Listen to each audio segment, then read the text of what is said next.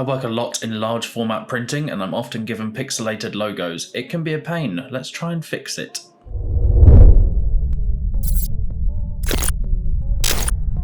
This is what I'm talking about. It's not the best, it's not the worst. 9 times out of 10 I'd probably just recreate it, but sometimes you can't do that or you don't want to.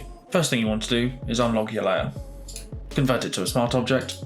You can either use threshold or curves, it doesn't really matter. So I'm going to use threshold. I'm going to merge these layers.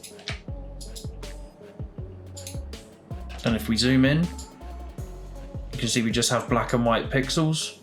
Get rid of the background.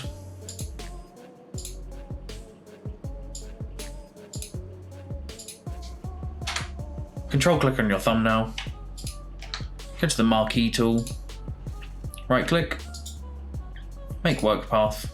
Have the tolerance set to 1 pixel. Click OK. Come down to your selection tool. Right click.